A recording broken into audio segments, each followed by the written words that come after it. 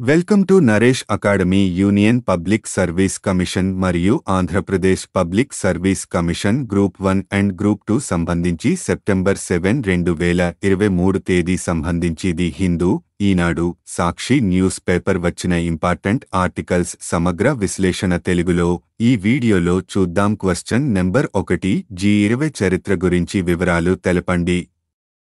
వివరాలు 1997 నుంచి 1998 ఆసియా ఆర్థిక సంక్షోభం ముగిసినప్పుడు అంతర్జాతీయ ఆర్థిక వ్యవస్థపై చర్చకు ప్రధాన అభివృద్ధి చెందుతున్న మార్కెట్ దేశాల భాగస్వామ్యం అవసరమా ని అంగీకరించబడింది. అందువల్ల 1999లో G20 ఆర్థిక మంత్రులు మరియు సెంట్రల్ బ్యాంక్ గవర్నర్ల సమావేశాన్ని ఏర్పాటు చేసేందుకు G7 ఆర్థిక మంత్రులు అంగీకరించారు. G20 ఆర్థిక మంత్రులు మరియు సెంట్రల్ బ్యాంక్ గవర్నర్ల సమావేశం ప్రపంచ ఆర్థిక వ్యవస్థలోని ప్రధాన దేశాల మధ్య ప్రధాన ఆర్థిక మరియు ద్రవ్య విధాన సమస్యలపై కేంద్రీకృతమై ఉంది.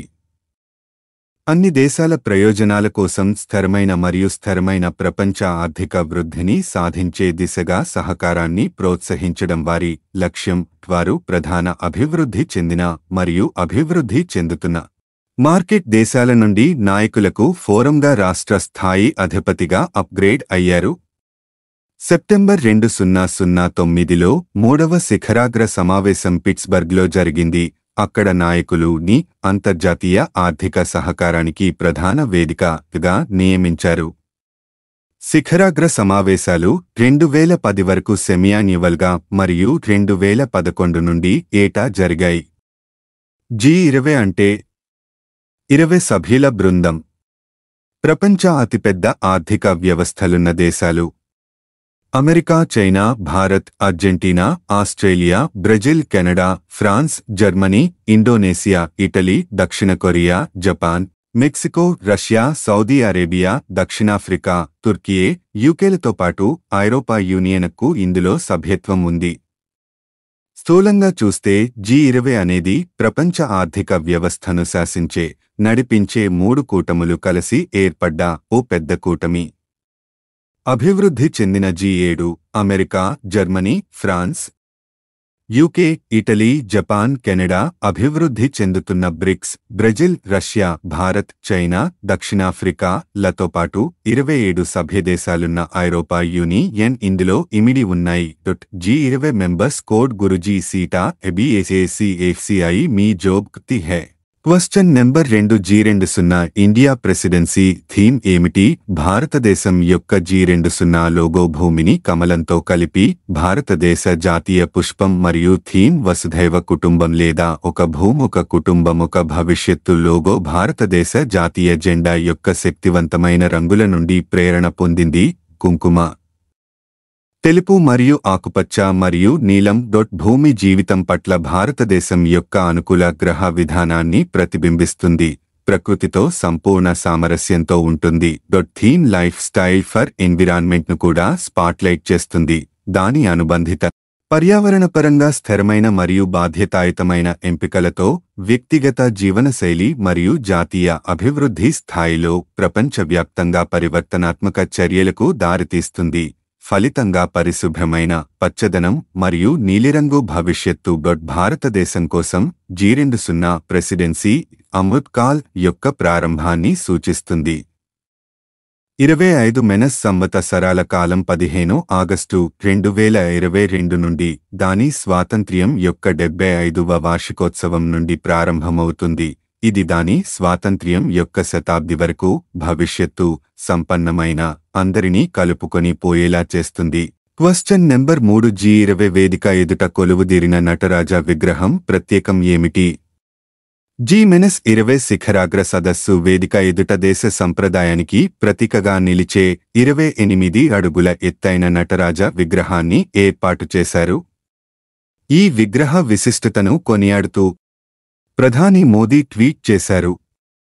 ఇది భారత్కు ఉన్న గొప్ప చరిత్ర, సంస్కృతికి సంబంధించిన అంశాలకు మరింత జీవం పోస్తుంది. ప్రపంచమంతా భారత్కు తరలివస్తున్న వేళ మన దేశ కళాత్మకత, సంప్రదాయాలకు ఇది నిదర్శనం అని ప్రధాని పోస్టు చేశారు. ప్రపంచంలోనే అత్యంత ఎత్తైన అష్టధాతు విగ్రహాలను తయారు చేసిన పద్ధతిలో దీన్ని రూపొందించారు. వెండి, బంగారం, జింకు, రాగి, సీసం, తగరం, పాదరసం, ఇనుము మిశ్రమంతో తయారైన విగ్రహాలను అష్టధాతు విగ్రహాలంటారు. చోళుల కాలం నాటి మైనపు కాస్టింగ్ మధుచిష్ట్ విధాన్ అనే శిల్ప పద్ధతిని ఉపయోగించి దీనిని నిర్మించారు. అంటే ఎక్కడ కూడా అతుకులు లేకుండా విగ్రహాన్ని రూపొందించారు. ఈ విగ్రహం భారత శక్తి చిహ్నం, దేశ సృజనాత్మకతకు నిదర్శనం అని Indira Gandhi national centre for arts అధికారిక సైట్లో ప్రధాన శిల్పి రాధాకృష్ణ స్థపతి తెలిపారు. Question number 4. Battery energy storage systems BSS గురించి తెలపండి. సందర్భం: battery energy storage systems BSS development కోసం వయబిలిటీ గ్యాప్ ఫండింగ్ పేరుతో పథకానికి క్యాబినెట్ ఆమోదం తెలిపింది. వివరాలు: ఆమోదించబడిన పథకం 2030 నుంచి 31 వరకు నాటికి 4000 NWH BSS ప్రాజెక్టులను అభివృద్ధి చేస్తుంది. మూలధన వ్యయంలో 40% వరకు ఆర్థిక మద్దతుతో వయబిలిటీ గ్యాప్ ఫండింగ్ VGF రూపంలో బడ్జెట్ మద్దతుగా ఉంటుంది. సౌర మరియు పవన శక్తి వంటి పునరుత్పాదక ఇంధన వనరుల సామర్థ్యాన్ని ఉపయోగించుకునేందుకు ఈ పథకం రూపొందించబడింది. లక్ష్యం: పౌరులకు స్వచ్ఛమైన, విశ్వసనీయమైన మరియు సరసమైన విద్యుత్ను అందించడం ఈ పథకం లక్ష్యం. బడ్జెట్ 3760 కోట్ల రూపాయలు. బడ్జెట్ మద్దతుతో సహా ఈ పథకం ప్రారంభ వ్యయం 9400 కోట్లు. కిలోవాట్ గంటకు 550-660 kWh. దేశవ్యాప్తంగా గరిష్ట విద్యుత్ డిమాండ్ను నిర్వహించడానికి నిల్వ చేయబడిన పునరుత్పాదక శక్తిని ఆచరణీయ ఎంపికగా మార్చింది. ప్రయోజనం: ఈ చర్య బ్యాటరీ నిల్వ వ్యవస్థల వ్యయాన్ని తగ్గించి వాటి సాధ్యతను పెంచుతుందని భావిస్తున్నారు. ప్రాముఖ్యత: పథకం యొక్క ప్రయోజనాలు వినియోగదారులకు చేరేలా చూడడానికి BSS ప్రాజెక్ట్ సామర్థ్యంలో కనీసం 85% పంపిణీ కంపెనీలకు డిస్కన్లు అందుబాటులో ఉంచబడుతుంది. ఇది విద్యుత్ గ్రిడ్లో పునరుత్పాదక శక్తిని ఏకీకృతం చేయడమే కాకుండా ట్రాన్స్మిషన్ నెట్వర్క్ల వినియోగాన్ని ఆప్టిమైజ్ చేసేటప్పుడు వృధాను కూడా తగ్గిస్తుంది. పర్యవసానంగా ఇది ఖరీదైన మౌలిక సదుపాయాల నవీకరణల అవసరాన్ని తగ్గిస్తుంది.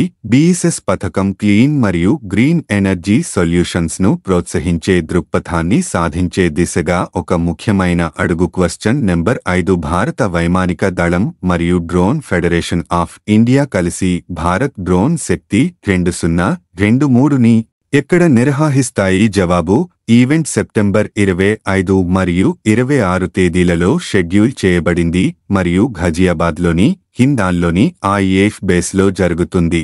ఇది భారతీయ డ్రోన్ పరిశ్రమ ద్వారా ప్రత్యక్ష వైమానిక ప్రదర్శనలను కలిగి ఉంటుంది. డ్రోన్ టెక్నాలజీ సివిల్ మరియు డిఫెన్స్ రంగాలలో ఒక విప్లవాన్ని రేకెత్తించింది. సామర్థ్యాన్ని పెంచడం, నష్టాలను తగ్గించడం మరియు సామర్థ్యాలను మెరుగుపరుస్తుంది. భారతదేశం సైనిక మరియు పౌర రంగాలలో డ్రోన్ల స్వీకరణ పెరుగుతోంది. ఇంటెలిజెన్స్, నిఘా మరియు నిఘా కార్యకలాపాల కోసం IAF remotely pilot aircraft పై విస్తృతంగా ఆధారపడుతుంది.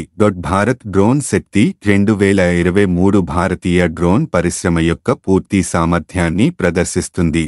సర్వే డ్రోన్లు, వ్యవసాయ డ్రోన్లు, అగ్నిమాపక డ్రోన్లు, వ్యూహాత్మక నిఘా డ్రోన్లు, హెవీ డ్యూటీ లాజిస్టిక్లతో సహా వివిధ రకాల డ్రోన్లను ప్రదర్శించే 50 కంటే ఎక్కువ ప్రత్యక్ష వైమానిక ప్రదర్శనలు. డ్రోన్లు, మందుగుండు సామగ్రి వ్యవస్థలు, డ్రోన్ సమూహాలు మరియు యాంటీ డ్రోన్ పరిష్కారాలు. Question number 6. Special protection group SPG గురించి తెలపండి. సందర్భం: special protection group SPG director Arun Kumar Sinha బుధవారం గురుగ్రామ్ ఆసుపత్రిలో మరణించారు. అతనికి 61 ఏళ్లు. 1987 menace bias Kerala cadre IPS అధికారి. మిస్టర్ సిన్హాకు మే 31న 1 సంవత్సరం సర్వీస్ పొడిగింపు మంజూరు చేయబడింది. అతను కొన్ని రోజుల క్రితం ఆసుపత్రిలో చేరినట్లు సంబంధిత వర్గాలు తెలిపాయి. SPG ప్రధానమంత్రికి సాయుధ భద్రతను అందిస్తుంది. ప్రత్యేక రక్షణ సమూహం స్పెషల్ ప్రొటెక్షన్ గ్రూప్ SPG అనేది భారత ప్రధానమంత్రి మాజీ ప్రధానులు మరియు వారి కుటుంబ సభ్యులకు తక్షణ భద్రత కల్పించే కలిగిన ఒక సమాఖ్య సంస్థ. ఎస్పీజీ యొక్క నినాదం ధైర్యం, అంకితభావం మరియు భద్రత. ఇది బీర్బల్ నాథ్ కమిటీ సిఫార్సుపై 1985లో స్థాపించబడింది. దీని చట్టపరమైన ఆధారం మరియు అధికార పరిధి స్పెషల్ ప్రొటెక్షన్ గ్రూప్ యాక్ట్ 1988 ద్వారా స్థాపించబడింది. స్పెషల్ ప్రొటెక్షన్ గ్రూప్ భారతదేశంలో మరియు విదేశాలలో ఉన్న లబ్ధిదారులను రక్షిస్తుంది. Question number 7. National payments corporation of India NPCI అందుబాటులోకి తెచ్చిన కొత్త సదుపాయాలను వివరాలు తెలపండి. యూపీఏ ప్లాట్ఫాంపై చెల్లింపుల కోసం పలు కొత్త సదుపాయాలను national payment corporation of India NPCI బుధవారం అందుబాటులోకి తెచ్చింది. గ్లోబల్ ఫిన్టెక్ ఫెస్ట్ కార్యక్రమంలో ఆర్బీఐ గవర్నరు శక్తికాంత దాస్ వీటిని ప్రారంభించారు.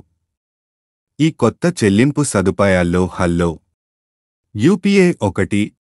దీని ద్వారా యాప్లు, telecom calls, internet of things IoT పరికరాలను ఉపయోగించి వాయిస్ ఆధారిత యూపీఐ చెల్లింపులను చేయొచ్చు.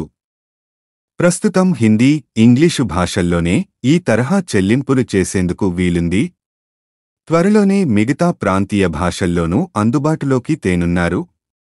అలాగే లైట్ ఎక్స్ అనే మరో చెల్లింపు సదుపాయాన్ని ఉపయోగించి ఆఫ్లైన్లోనే ఇంటర్నెట్ అవసరం లేకుండా వినియోగదారులు డబ్బులను పంపించొచ్చు, స్వీకరించవచ్చు. ప్రస్తుతం ఉన్న స్కాన్ పే సదుపాయానికి అదనంగా యూపీఐ ట్యాప్ అండ్ పే అనే మరో సదుపాయాన్ని ఎన్పీసీఏ ప్రవేశపెట్టింది. దీని ద్వారా చెల్లింపులను పూర్తి చేసేందుకు వ్యాపార సంస్థ ప్రాంతం వద్ద ఉన్న నియర్ ఫీల్డ్ కమ్యూనికేషన్ ఎన్ఎఫ్సి ఆధారిత క్యూఆర్ కోడ్లను వినియోగదారులు స్కాన్ చేస్తే సరిపోతుంది.